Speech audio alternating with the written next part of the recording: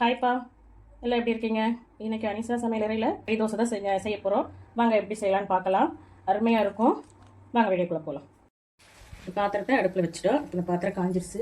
Oil போட்டுக்கலாம்.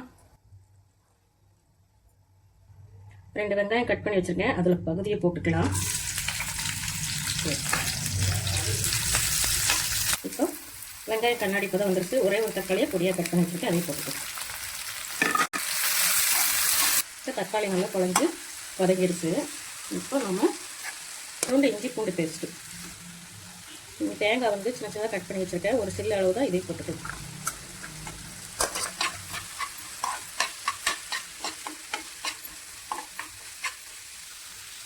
இப்போ இது கூட கொஞ்சம் கறி மசாலா,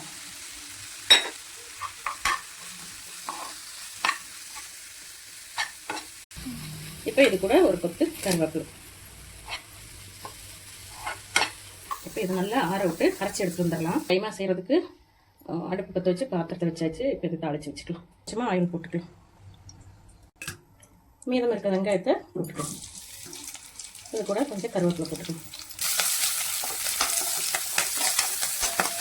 கொஞ்சமாக இஞ்சி பூண்டு பேஸ்ட், கொஞ்சம் மிளகாத்தூள், சிக்கன் கைமாவை கழுவி தண்ணி வடிகட்டி வச்சுட்டு இது போட்டுக்கலாம்.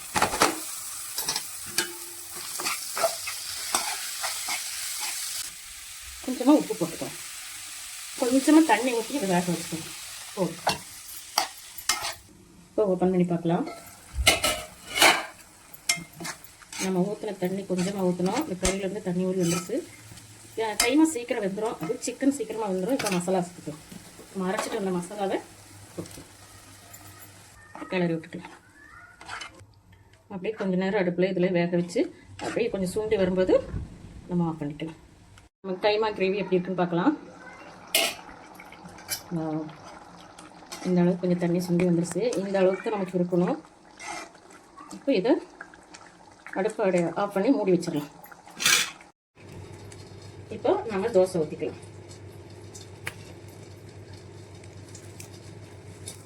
இப்போ நம்ம சிக்கன் கைமா கிரேவியை தோசைக்கு மேலே வச்சுக்கலாம். நீங்கள் ஒன் சைடாக கூட வைக்கலாம், வச்சு அப்படியே திருப்பிக்கலாம். நானும் இப்போமே அப்படி தான் வச்சுருக்கேன், ஒன் சைடாக. இப்போ இதுக்கு மேலே கொஞ்சம் ஆனியன்,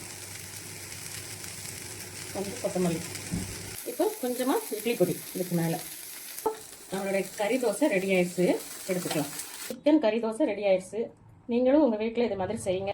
அவ்வளோதாப்பா. இந்த வீடியோ பிடிச்சிருந்தா லைக் பண்ணுங்கள், ஷேர் பண்ணுங்கள், சப்ஸ்கிரைப் பண்ணுங்கள். தேங்க்யூ.